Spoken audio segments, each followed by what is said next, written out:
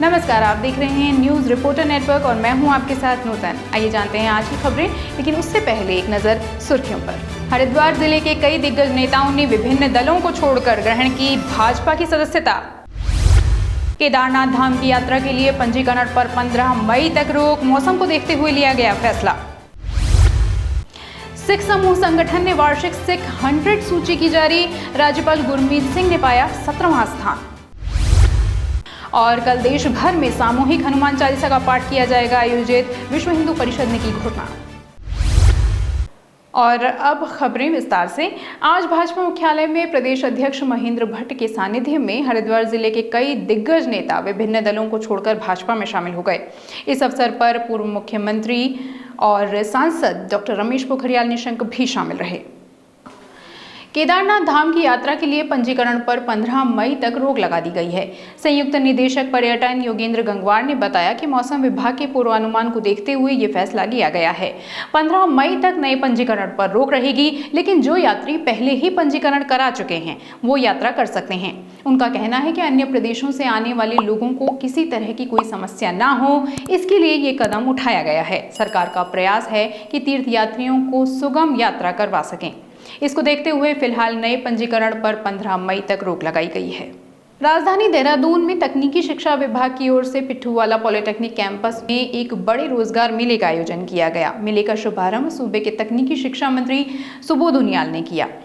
मेरा नाम विपिन कृषाली है। मैं गवर्नमेंट पॉलिटेक्निक देहरादून का छात्र हूँ, जो मैं अभी फाइनल ईयर मैकेनिकल ऑटोमोबाइल का छात्र हूँ। आज हमारे कॉलेज में रोजगार मेले का आयोजन किया गया, जिसमें हमारे गढ़वाल मंडल के सारे कॉलेज के छात्र एवं छात्राएं उपस्थित हैं, तो जिनमें हमारी लगभग 97 के करीबन कंपनियां आई हैं। उसमें से सारी मतलब ऑल ब्रांचेस की कंपनियां आई हैं, जिनको इंटरव्यू देने का अवसर प्रदान हुआ है, तो उनमें हम इंटरव्यू दे सकते हैं। तो क्या लगता है, आपको रोजगार मिलेगा इस मेले के? हाँ जी, बिल्कुल मिलेगा। इंटरव्यू के ऊपर डिपेंड करता है, इंटरव्यू कैसे देता है बच्चा। इंटरव्यू क्रैक करेगा तो रोजगार 100% मिलेगा। रोजगार मेले में 93 कंपनियां आई हैं, जिनमें करीब 7000 नौकरियों के लिए छात्रों के इंटरव्यू किए जा रहे हैं। मेले में प्रदेश के अलग अलग पॉलिटेक्निक संस्थानों से करीब 1875 छात्रों ने शिरकत की और नौकरियों के लिए इंटरव्यू दिए। तकनीकी शिक्षा मंत्री सुबोध उनियाल ने बताया कि विभाग का उद्देश्य है कि ज्यादा से ज्यादा युवाओं को रोजगार मिले। उन्होंने बताया कि विभाग द्वारा हर वर्ष रोजगार मेले का आयोजन किया जाता है। देखिए, तकनीकी शिक्षा विभाग अपने बच्चों को जो यहाँ राज्य के विभिन्न पॉलिटेक्निक्स में पढ़ रहे हैं, हमारे राज्य में करीबन 71 सरकारी पॉलिटेक्निक्स और प्राइवेट कितने हैं?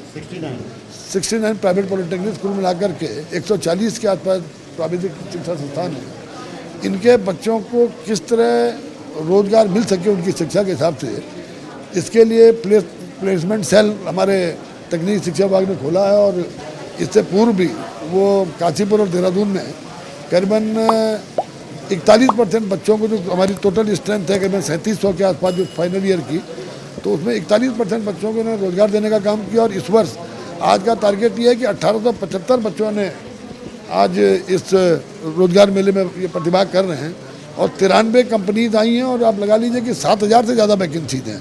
तो मुख्यमंत्री पुष्कर सिंह धामी ने रविवार को राजपुर रोड स्थित सेंट जोसेफ एकेडमी में साइबर एनकाउंटर्स पुस्तक का विमोचन किया। ये पुस्तक डीजीपी अशोक कुमार और डीआरडीओ के पूर्व वैज्ञानिक ओपी मनोचा ने लिखी है।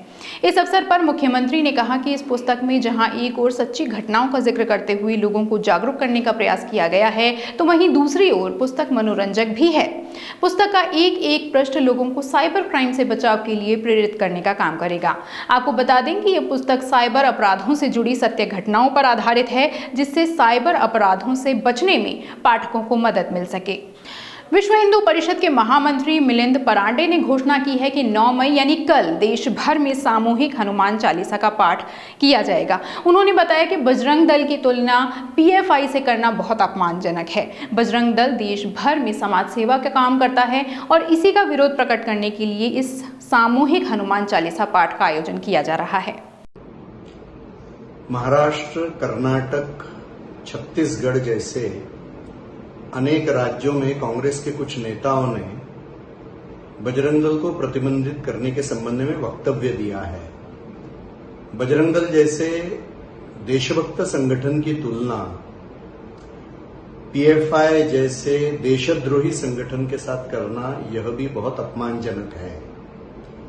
हिंदू समाज निश्चित रूप से इस तरह के अपमान की सबक इन सारे नेताओं को सिखाएगा।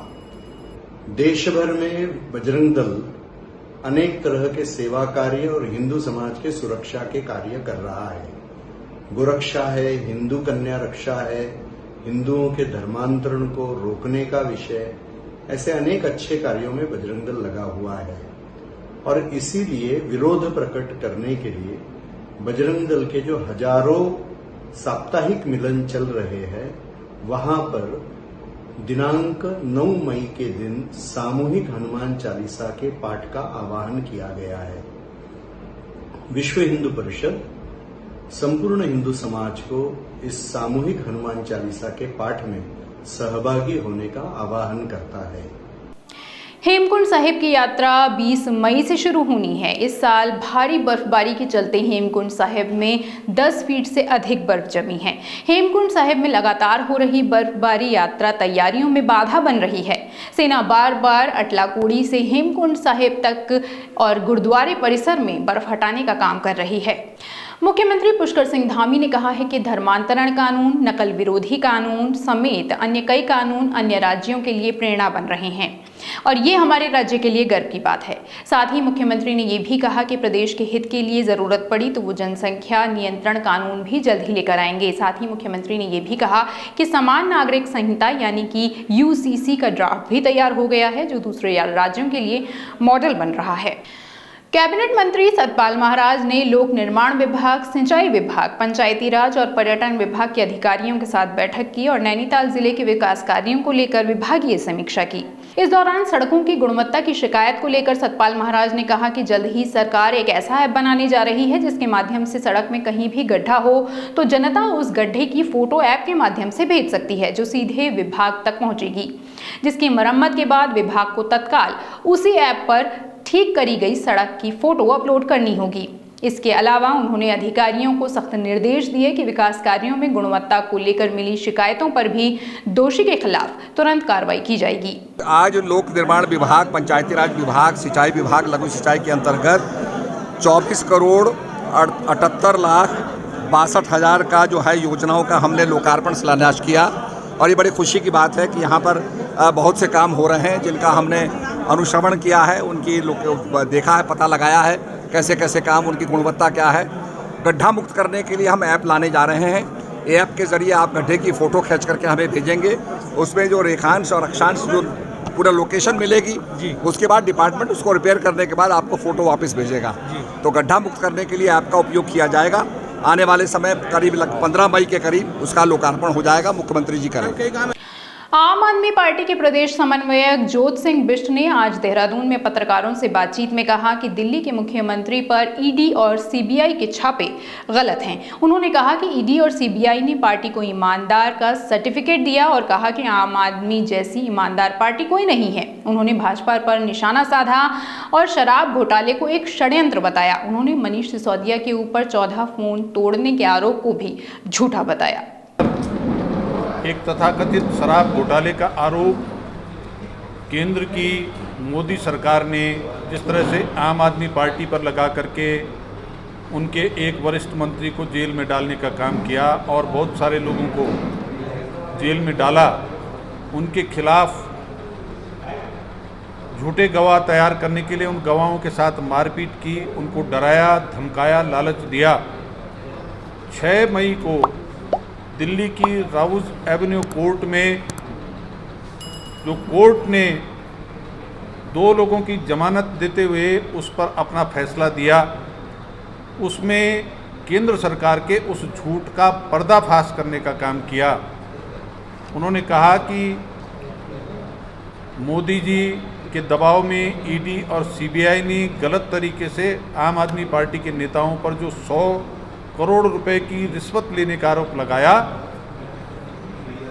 उसके सबूत दूर दूर तक कहीं नहीं मिल रहे। देहरादून पुलिस ने नशा तस्करों के खिलाफ कार्रवाई करते हुए करीब 8.5 लाख की स्मैक के साथ 2 अभियुक्तों को रायवाला थाना क्षेत्र से गिरफ्तार किया है। एसएसपी दिलीप सिंह कुंवर ने बताया कि गश्त के दौरान 2 व्यक्ति संदिग्ध अवस्था में दिखाई दिए, जिसके बाद दोनों युवकों से पूछताछ की गई, जिसमें से वो कोई भी स्पष्ट जवाब नहीं दे पाए। तलाशी में दोनों अभियुक्तों के पास से प्लास्टिक की पन्नी में छुपा कर रखी गई कुल 86 ग्राम स्मैक बरामद हुई है। कल शाम को रायवाला पुलिस स्टेशन पर रायवाला थाना प्रभारी और उनकी टीम ने 2 व्यक्तियों को, पप्पू श्रीवास्तव शहनवाज, जो फतेहगंज बरेली के रहने वाले हैं, मैं 46 ग्राम स्मैक, जिसका अंतर्राष्ट्रीय मार्केट में 8.5 लाख के आसपास कीमत है, वो बरामद किया। दोनों अभियुक्तों को अरेस्ट किया गया है। एक तीसरी महिला है सुनैना मल्होत्रा, जो कि हरिपुर कला की रहने वाली है। ये बताया जा रहा है कि ये उनको डिलीवरी करने आए थे, और अब हम सुनैना मल्होत्रा वाले एंगल को, उसको भी हम प्रूफ कर रहे हैं, प्रमाणित करने का प्रयास कर रहे हैं क्या वास्तव में ये उसको डिलीवरी करने आए थे। इस अच्छे काम पर, अरेस्टिंग पर पूरी टीम को 5,000 रुपये के इनाम मेरी तरफ से है, और एक अच्छी रिकवरी करी है। सुनैना मल्होत्रा, आपको बता दूं कि पहले भी अभी मार्च में 40 ग्राम स्मैक के साथ 2 अन्य अभियुक्तों के साथ ये जेल गई थी। हाल ही में इसका जो है अभी बेल हुआ था, और बेल पर आने के बाद फिर संभवतः इस काम में फिर लग गई है वो। युवकों के विरुद्ध थाना रायवाला में एनडीपीसी एक्ट के अंतर्गत मुकदमा दर्ज कर लिया गया है। देहरादून के सिद्धोवाला में पुलिस ने 2 मेडिकल स्टोर से नशे की दवाओं की बड़ी खेप बरामद की है। इन दवाओं को बेचने के आरोप में 2 सगे भाइयों को गिरफ्तार किया गया है। इनके पास से नशे के करीब 68,000 कैप्सूल और गोलियां बरामद की गई हैं। आरोपी इन दवाओं को बिना डॉक्टर्स के परामर्श के छात्रों और स्थानीय मजदूरों को बेचते थे। आरोपियों के खिलाफ एनडीपीसी एक्ट में मुकदमा दर्ज किया गया है और उन्हें कोर्ट में पेश किया गया। यहां से दोनों को न्यायिक हिरासत में जेल भेज दिया गया है। एसएसपी देहरादून दिलीप सिंह कुंवर ने बताया कि क्षेत्र में नशीले पदार्थों की बिक्री करने वालों पर लगातार ठोस कार्रवाई की जा रही है। आरोपी ने पूछताछ में ये भी बताया कि उनका भाई भी इसी तरह मेडिकल स्टोर चला रहा है। फिलहाल पुलिस ने कोर्ट में पेशी के बाद दोनों आरोपियों को अंतर्राष्ट्रीय संगठन सिख समूह संगठन ने सिख 100 सूची को जारी किया है। प्रदेश के राज्यपाल गुरमीत सिंह ने इसमें 17वां स्थान प्राप्त किया है। सिख 100 सूची सबसे प्रभावशाली समकालीन व्यक्तियों की एक सूची होती है, जिसमें व्यवसाय, शिक्षा, राजनीति, मीडिया, मनोरंजन, खेल और दान सहित सभी क्षेत्रों से लोग चुने जाते हैं। सूची का उद्देश्य प्रेरणादायक वास्तविक जीवन की सफलता की कहानियों को साझा करना है और समाज को प्रोत्साहित करना है। इस वर्ष सिख 100 लिस्ट में पंजाब के मुख्यमंत्री भगवंत मान, केंद्रीय आवास और शहरी मामलों के मंत्री हरदीप सिंह पुरी, गायक और अभिनेता दिलजीत दोसांझ और डॉक्टर नवदीप सिंह भी इस सूची में शामिल हुए हैं। और इसी के साथ खबरों का ये सिलसिला यहीं संपन्न होता है। मुझे दीजिए अनुमति, कल एक बार फिर आपसे भेंट होगी। तब तक आप देखते रहिए न्यूज़ रिपोर्टर नेटवर्क।